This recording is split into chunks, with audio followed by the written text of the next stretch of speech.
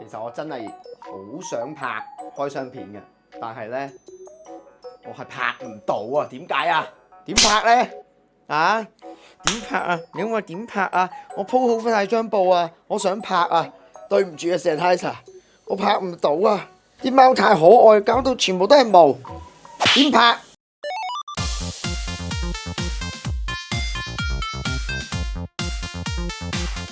嗨，我又嚟到你使錢啦！今日同大家又講耳機啦，Sennheiser 呢個 brand，咁我諗都唔使點樣介紹呢個 brand 啦。你如果有稍微接觸下啲音響嘢，都應該識得呢個 brand 噶啦。咁啊，影音就其實唔係我專長嘅，我嘅專長係打機噶嘛。咁但係你又知唔知道其實 Sennheiser 啲耳機咧都可以用嚟打機嘅喎？我今次要介紹呢個 Sennheiser 嘅500系列咧，可以話係文武雙全啊！如果你想同時享受發燒級嘅音質，又想有精準嘅定位，即係話你想聽歌又得啦，打機又得啦，甚至乎睇戲三用嘅話呢，我覺得 Sennheiser 500系列呢就好啱大家用啦。最緊要係咩呢？我呢啲長時間要打機3-4個鐘以上嘅人呢，一個令到我唔攰嘅耳機呢，係好緊要嘅。咁呢，今次介紹呢個 Sennheiser HD505 同埋 HD550 呢，都係適合長期作戰用㗎。呢兩個 Hi-Fi 級嘅開放式耳機呢，無論你係玩 FPS 又好啊、MOBA 又好啊，又或者你需要體驗劇情嘅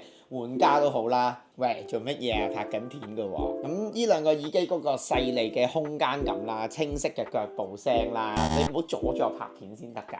頭先講到邊啊？呢個空間感啊、腳步聲啊，仲有呢個人聲都好自然嘅，所以其實呢，你玩乜嘢 game 呢都係非常之啱嘅。咁接下嚟呢，就同大家講下呢兩個耳機嘅共通優勢同埋佢哋分別有啲咩優勢啦。嗱，咁佢兩隻耳機505同埋550嘅共通優勢呢，就係用翻38mm嘅動圈單元，同埋呢，佢係一個開放式嘅結構嚟嘅。咁佢嗰個音場係自然啦、開闊啦，兩隻耳機咧都好能夠精準咁樣咧呈現翻前後左右啊，同埋同敵人嗰個距離感啊。咁如果你話玩 FPS 咧，我曾經攞嚟直播玩過 Battlefield 啦、Call of Duty 啦。咁喺呢個槍聲方向同埋嗰個腳步聲咧，佢都係分析得非常之精準嘅。咁咧另一個最主要嘅優勢咧，就係佢係開放式結構啊。咁唔同嗰啲封閉式結構啦，佢戴上去咧係非常之舒服嘅。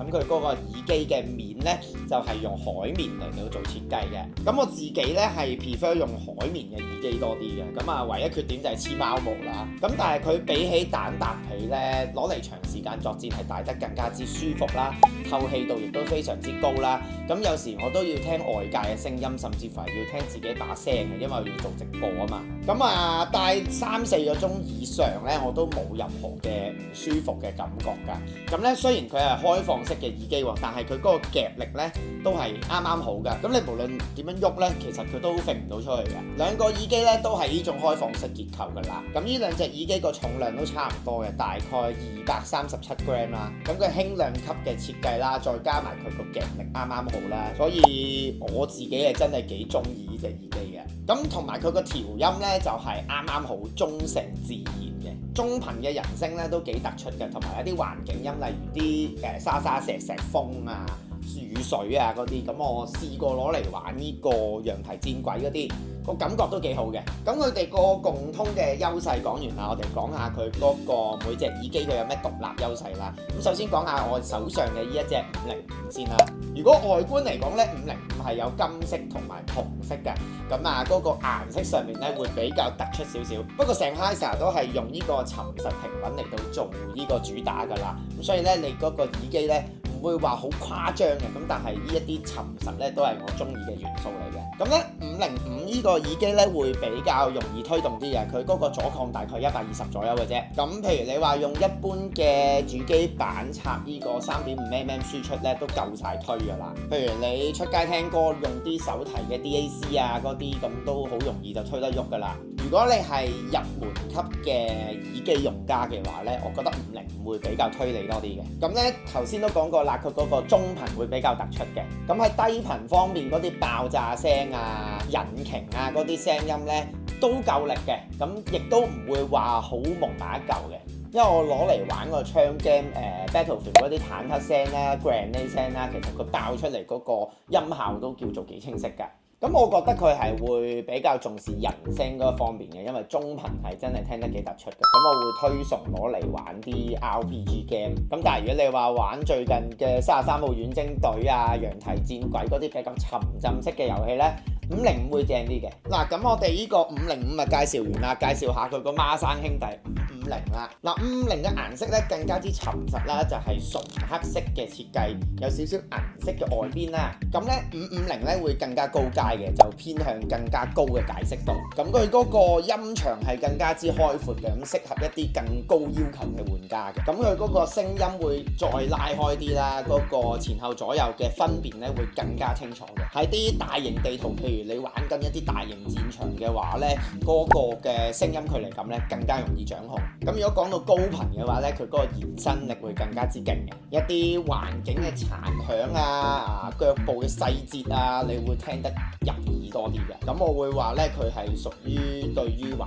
FPS 嗰啲玩家咧係更加之有利嘅。咁頭先我講過佢嘅朋友仔505咧個低頻咧叫做幾好合格，呢一個咧會更加之勁，因為佢嗰個低頻個頻率響應會更加闊嘅。咁佢爆炸一啲大場面啊、坦克剪過啊嗰啲聲音咧會更加之清晰，更加之雄厚嘅。咁如果你話準確度同埋電影級嘅話咧，550會更加好。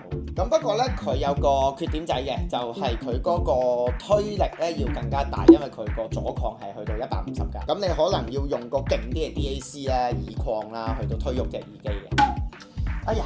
我頭先攞漏咗佢朋友仔，咁你玩得啲競技 game 啊、打得機啊，又點少得用咪呢？咁我手上咧亦都有 HD 500系嘅朋友，佢就係 HD 500嘅咪啦。呢個 Boom Arm Microphone 啊，就專貨呢兩個耳機而設嘅。嗱，呢個 Boom Arm Microphone 咧，你唔好睇佢機仔細細，咁其實佢係一個心形指向咪嚟㗎。心形指向即係佢淨係向住你講嘢嗰個方向收音嘅啫，咁佢就唔會收啲環境音啊。咁你啲 friend咧就唔會覺得你個咪係垃圾啦。咁佢兄弟嗰個安裝方法都非常之簡單啦，你就掹咗嗰個主耳機嗰個掣先啦，然後咧就插翻你個心形嘅指向咪，咁咧佢就會延伸咗一條 Y 線嘅，因為一個咧就係 for 講嘢啦，一個就係 for 聽嘢啦。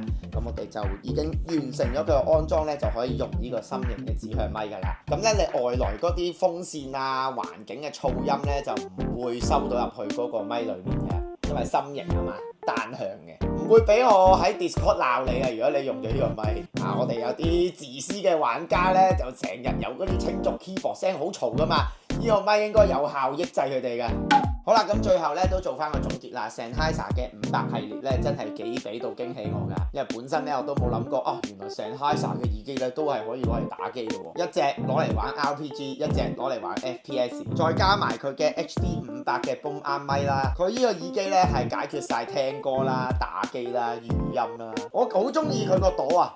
開放式嘅 Hi-Fi 耳機，專為我呢啲直播主或者電競玩家所調嘅一個耳機嘅。嗱，有興趣嘅朋友呢，而家上呢個 HKTV Mall，我下面呢都會有連結嘅。咁我而家都會做緊呢個優惠啊！如果你買佢兩個嘅500系列嘅話呢，佢就會送埋呢個 HD 500嘅 Boom Arm 咪俾大家㗎。咁啊，大家記得上去睇啦！我哋條片呢就嚟到呢度啦，中意睇片嘅朋友呢，記得俾翻個 like，未訂閱嘅朋友記得訂閱啦！我哋嚟緊呢都會 keep 住同大家做直播嘅，有嘢想問直播再見啦，拜拜。